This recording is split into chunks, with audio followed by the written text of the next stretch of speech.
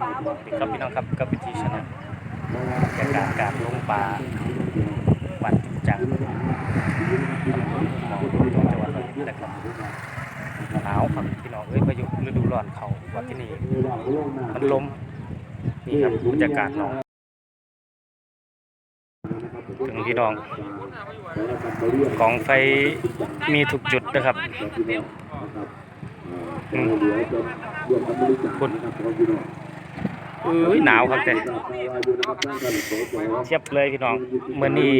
มันบ่เป็นตรงกับเสาร์อาทิตย์นะครับคนก็เลยบ่เท่าใดบ่หลายแต่ว่าอากาศนี่หนาวครับเย็นเจ็บเลยสำหรับเซียนแหท่านที่มากการเบิ่งการลงป่าเด้อครับพี่น้องกว้างอยู่ประมาณจัก30 ไร่อยู่ดอกมั้งคิดว่าอากาศหนาวขนาดใดครับผมยังครับกินกาแฟแก้หนาวมาแต่ทางไหนครับไอ้ดอนจานครับดอนจานเนาะพุ่นน่ะกาฬสินธุ์พุ่นน่ะเบิ่งพี่น้องแก้หนาวเนื้อแก่หนาวครับคนบ่ค่อยหลายเท่าไหร่น่าเนาะก็หลายครับว่าอากาศบ่ดีฝนก็ตกแล้วตอนนี้ลิ้นจักหน่อยล่ะอีกอย่างหนึ่งบ่ตรงกับเสาร์อาทิตย์เนาะพี่น้องทางกาฬสินธุ์เพิ่นก็มาคือกันครับเกี่ยวกับอากาศนำเพิ่นว่ามันหนาวบ้านจะปลาไหลที่ลูกเขาด้วยแต่บ้านจะปลาบ่ไหลอันนี้เป็นตาหลายบ่ครับนี่บ่อนบ่อันนี้บ่หลายหรอกแต่ว่ามันสิตัวใหญ่เพราะว่าโอ้เห็นเถียงอยู่ดิเดี๋ยวบางเห็นแย่งมาจังเดียวเห็นเถียงมันยังโอ้มันยิงคาดว่าปลานินดิครับพี่น้องเป็นตะคืออยู่กองไฟตอนนี้มีทุกกองมันต่อกองไฟ หนาวสุดๆไปเลยมื้อนี้จังใดจังว่าเป็นจังซี่ใจบวกจะปล่อยบ่รักอยู่แน่เลยนี่สิได้เป็นหลวงพ่อนี่จะหลวงตาสรุปแล้วเอามาจนใหญ่มันบ่ชอบเล่นบ่กองไฟแต่ละจุดมีทุกกองไฟเด้อครับเดี๋ยวยามวานเป็นเดี๋ยวผมพาย่างออกเบิ่งว่าจะมีคนหมานบ่อีกจักหน่อยจังมาเบิ่งน้ำกันเด้อครับแพอยู่ทางไหนครับไอ้พุ่นบ่หรือนี่บ่แถวๆนี่ล่ะติสายปวดตรงนี้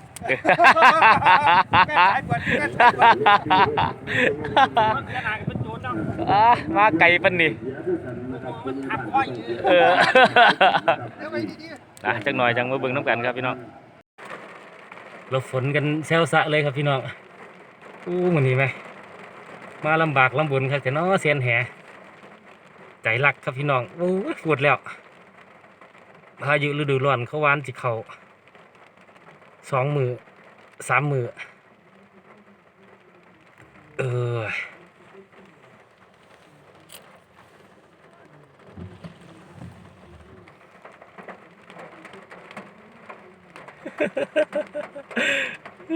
ดังไฟกันหนาวครับเอาพี่น้องสู้กันต่อไปครับเริ่มแล้วเด้อครับบัดนี้เริ่มแล้วลุยเลยปีหนาวลำสิ่งว่าทั้งหมดนะครับเรื่องของเราลำสิ่งว่าด้านมีพร้อมตั้งลำสิ่งเต็มพร้อมดึกแหไปน้ำถึงวันเลยเด้ถ้าจะเลือกคืออากาศจังสี่แล้วครับเลือกมืออากาศจังสี่แล้วดิ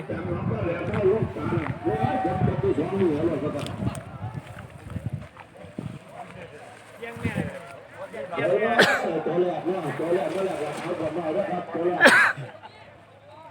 ได้ครับตัวแรกนะครับ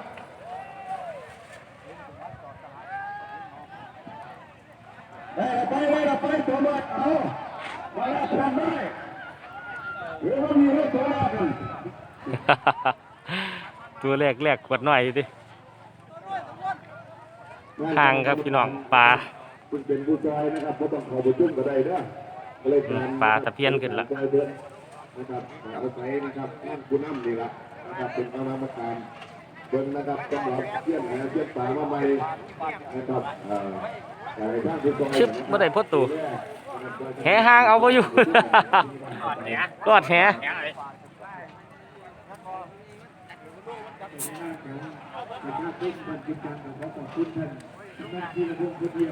คนบ่หลายเด้อพี่น้องปลาสิจนบ่มื้อนี้หนองบักใหญ่หนึงหนองใหญ่แต่ว่าคนหน่อยฝนตกพร้อมนะครับเม็ดฝนเด้ครับปุ๊บปั๊บปุ๊บปั๊บอยู่โอ้โหเอาอีกละ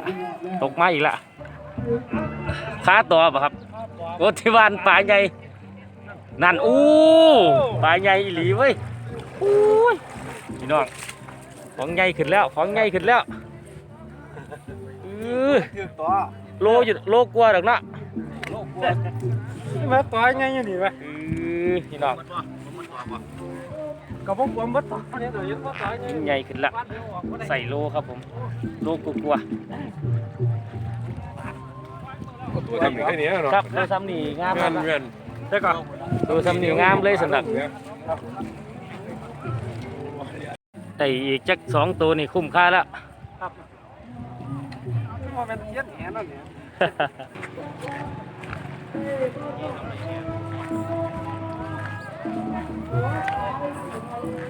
โอ้ตะเพียนกับปลานี่ป่ะครับพ่อ ครับตะเพียน เพียนกับปลานินเดียวกัน ตะเพียนกับปนิด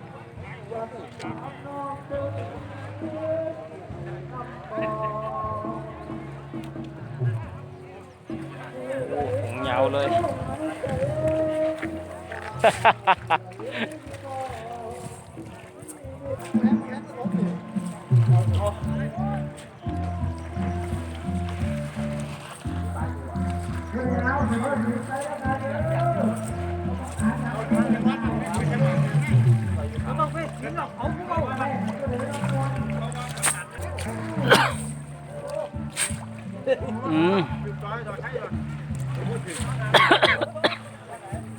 พี่น้องหา6 ตัวตอนนั้นบ้านความตัวป่ะครับผม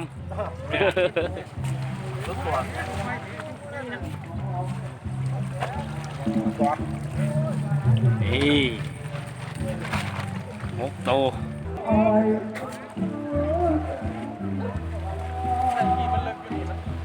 อากาศมาพี่น้องครึ้มตอนนี้ครึ้มสินำมาอีกตอนใดทันละปลานินปลาหน่อยพี่น้องที่เพิ่นใดกันนั่นดิปลานินใหญ่ขึ้นละ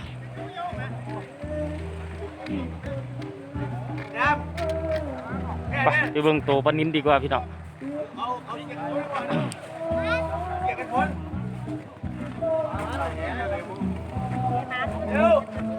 นินใหญ่ป่ะครับแนวนี้เหรอมั้งของใหญ่ในสระนี่ ญาติอยู่ใส่โลอยู่ ครับผมปลางามอยู่แล้วเนาะสีงามเนาะ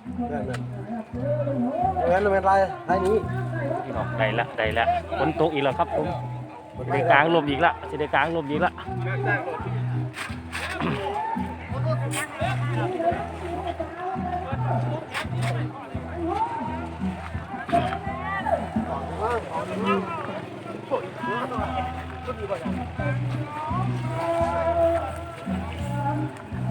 คือว่ามาฟังคาราโอเกะครับผม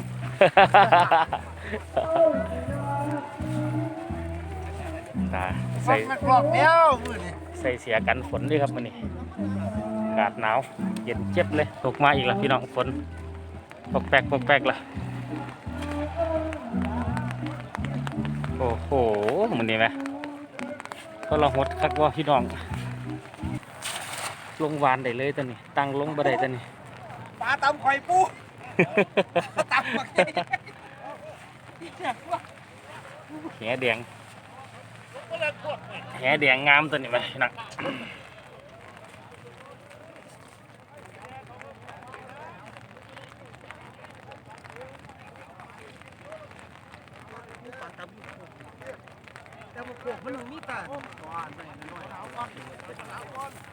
ชืบ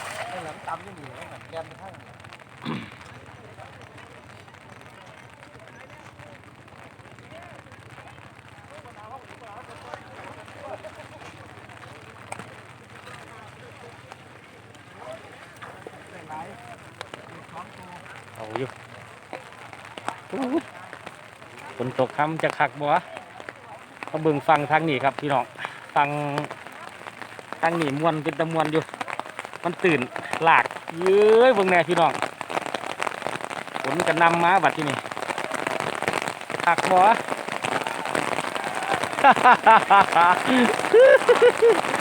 เออ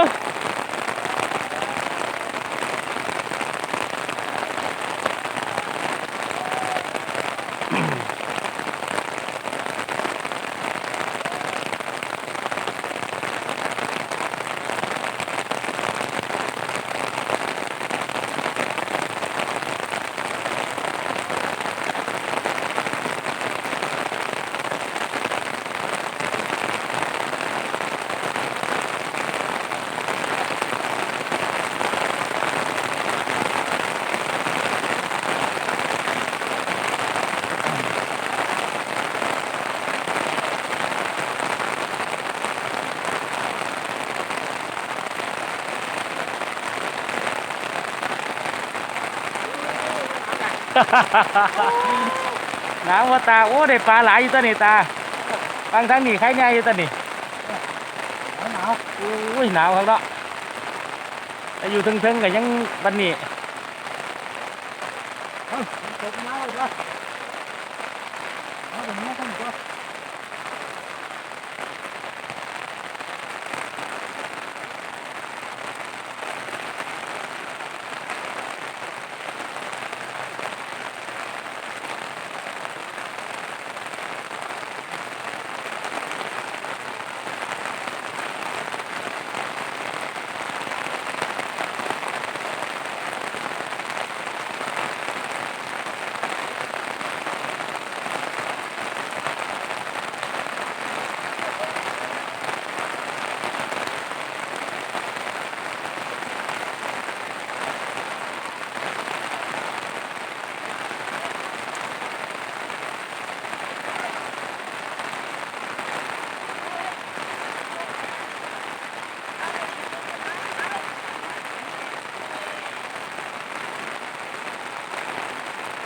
ฟังนี่ตื่นเด้อพี่น้องลงยางได้ฟังเลิกน่าจะมีฟังเดียว คือฟังทางนี้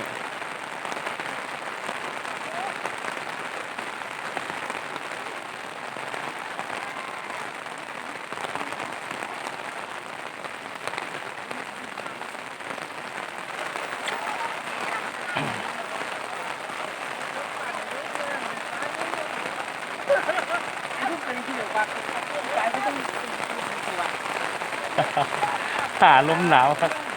ตึงหนาวตึงฝน มันก็ตัวใหญ่เนาะ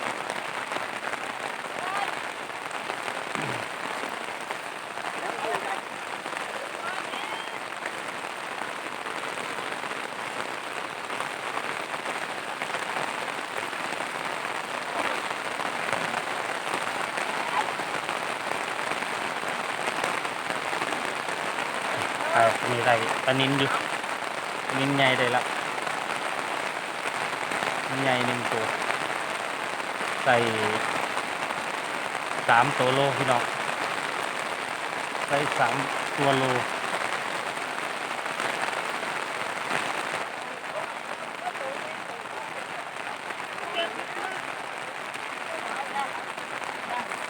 ทางนี้เป็นตะมวนพี่น้อง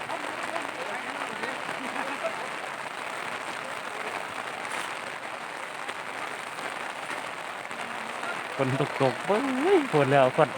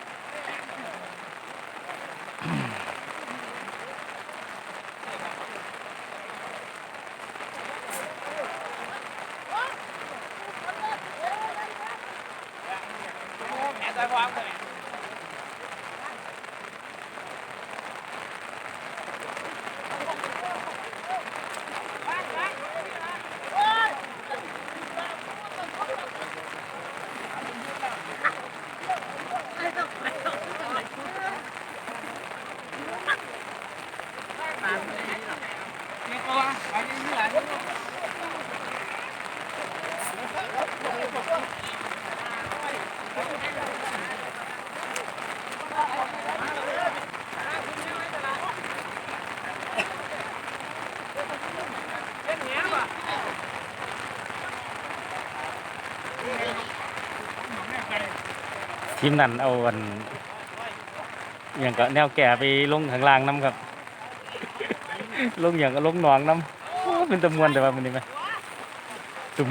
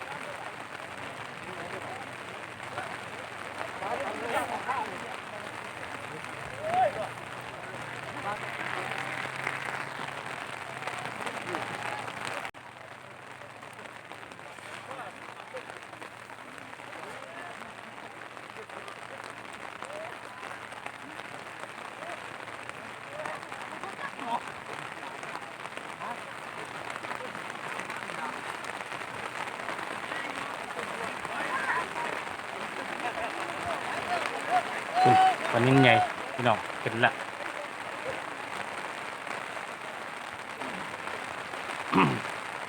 มีหน่อยมีใหญ่แหละครับ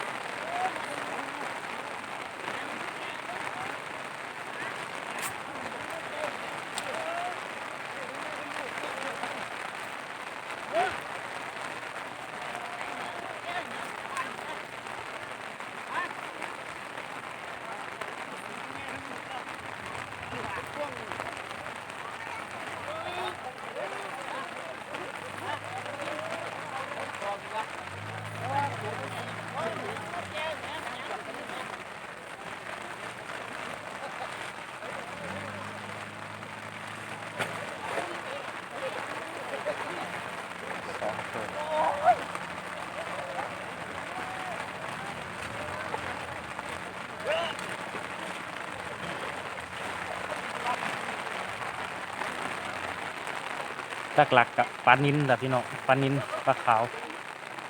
ปลาตะเพียนปลานิลหลายตัวหน่อยตัวใหญ่ส่วนมากกับตัวหน่อย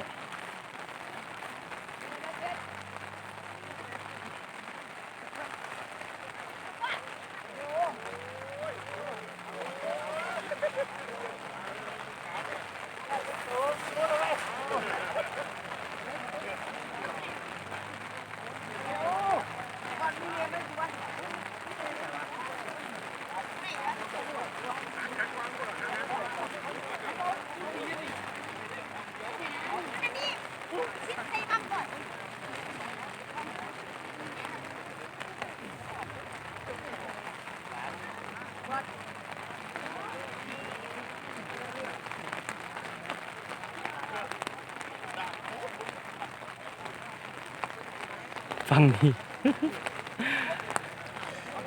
ประมาณครึ่งตัวนะครับเครื่องเอิกท่านผู้สูงแน่กะประมาณเอวนี่ได้ไรล่ะปลานินเข่าเผาตาละ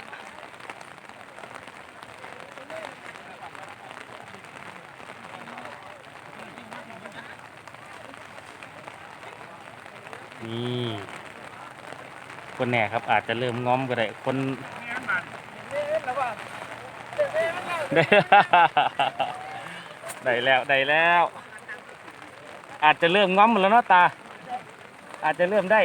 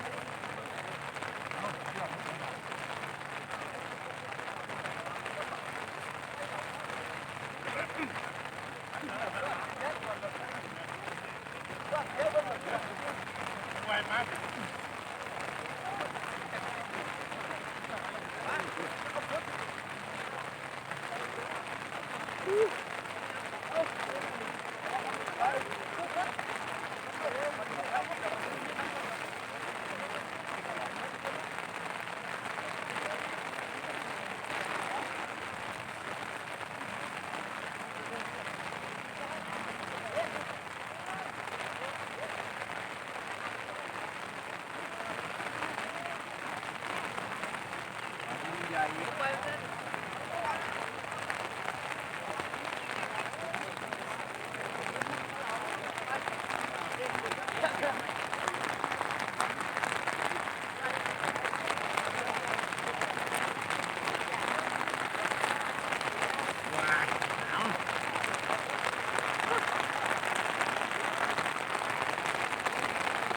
น้องแบบนี้แหละครับพี่น้องมันมวนคนกับบ่อหลายพอดีกับน้องนั่นปลานินขึ้นมาอีกแล้วโอ้เอาอยู่ต่อว่าวันนี้ตา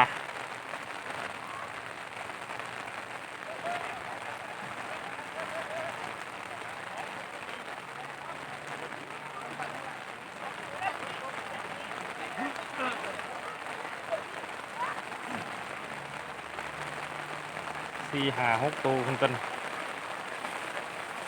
นาน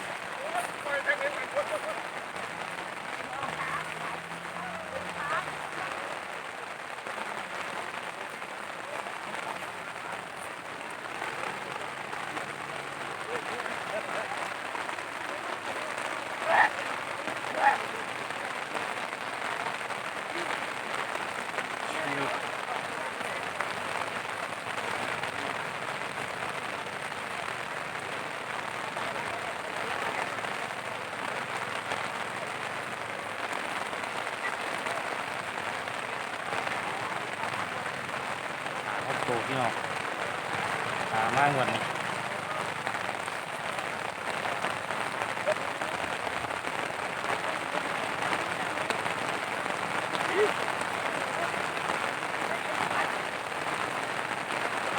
ดีชุดปลานินใหญ่เริ่มมีให้เห็นแล้วด้วยครับมันเริ่มเขาแล้วปลานิน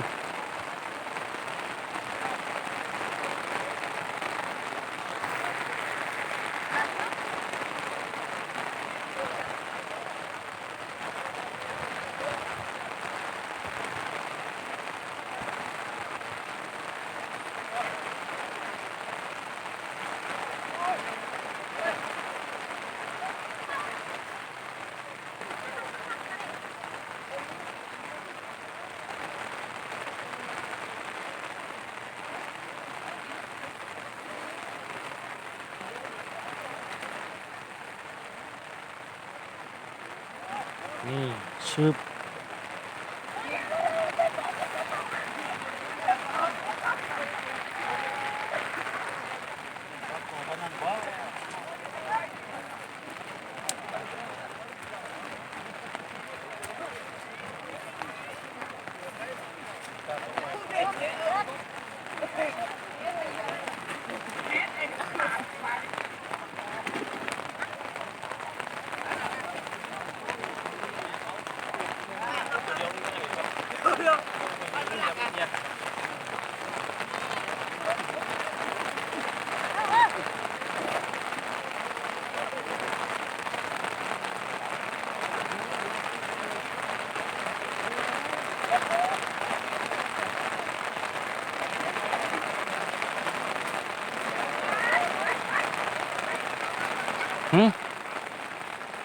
ใช่ล่ะที่ห้องเอาปลาเริ่มโดดแล้วด้วยครับปลาเริ่มโดดแล้วด้วยครับฝนมันตกว่ะที่นี่ คนกัดหนาวพอคน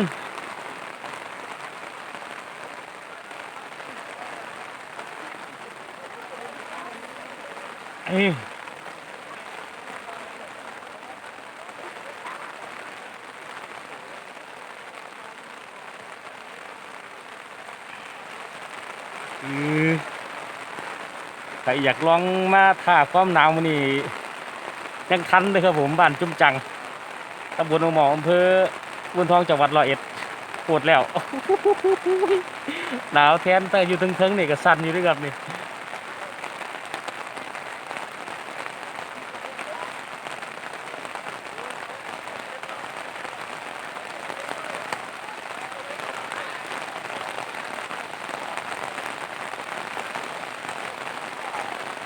ตาได้ตาคนนี้แล้วได้ปลานินหลุ่นนินงามๆมาอีกล่ะ แห้งๆเก่าๆด้วยครับฝนบัดที่นี่อ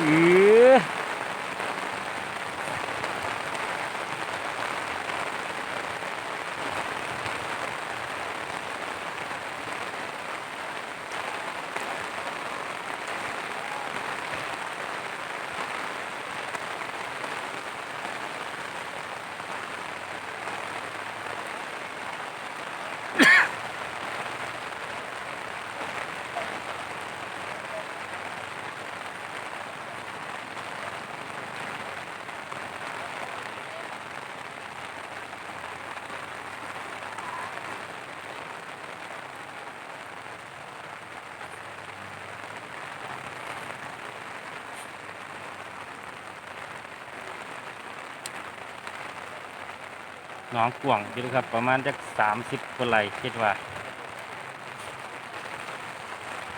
ไผบ่คนบ่หนาอีหลีมื้อนี้อยู่ยากหนาวก็หนาวสุดยอดแล้วลงป่ามื้อนี้นกไผเป็นสุดยอดของ ป่าบ่หลายดอกแต่ว่ามันถึงหนาวมันถึงฝนตกฟ้านี่ก็มีแดดให้มาเลยตั้งแต่เช้าๆจังว่าเสียนแหบ่เต็มเท่าใดล่ะครับนี่ขนาดว่าแม่นวันเสาร์อาทิตย์เด้อครับทำไมวันเสาร์อาทิตย์นี่ฟังทางนี้มีหม่องวานซ้ำบ่เป็นตะม่วนของเพิ่นอยู่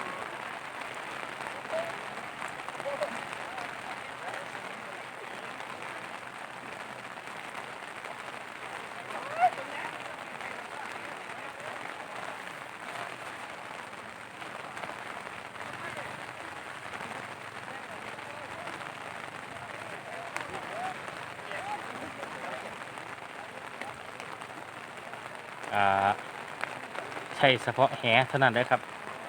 มื้อนี้ลากได้พร้อมว่าน้ำมันตื่นทั้งลากทั้งวานงุ้มเอาก็ได้ครับช่วงนี้ปลารู้สึกตื่นปลาเริ่มเต้นเขาได้กันอยู่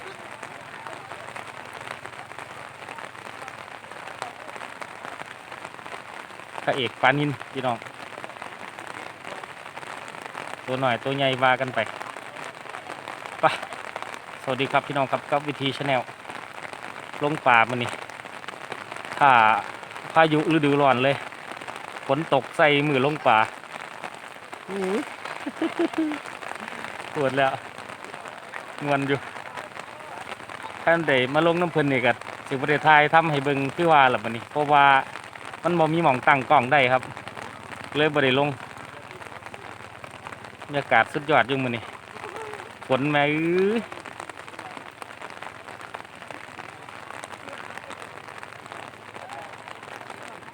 ฝนปะทะเสี้ยนแหตาขึ้นมาอีกล่ะหมานเลยตา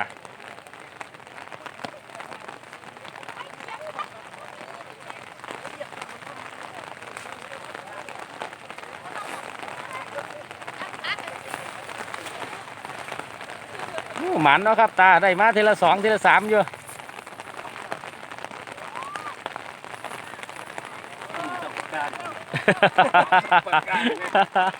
ลูกปลาพันปลา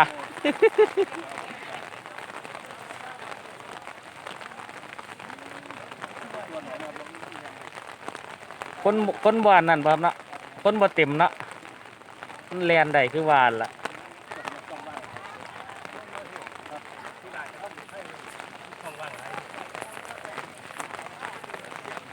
จับป่าการกุศลเพิ่งลงแขกลาปลานั่นแหละครับพี่น้องสะวานแหแคสเน็ตฟิชชิ่งนะครับ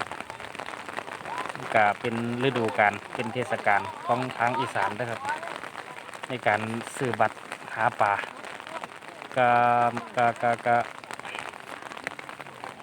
บัตรแพ300บัตรฟัง200นะครับในการลงปลานี่ครับพี่น้องครับไปสวัสดีครับกับวิธีชาแนลน่าจะโอเคแล้วครับผมเป็นบรรยากาศสุดยอดครับวันนี้เรื่องความหนาวก็ต้องพูดถึงเลยฝนมาตกใส่มือลงป่าวันไหมไปสวัสดีครับบางคนก็กลับกันแล้วได้อยู่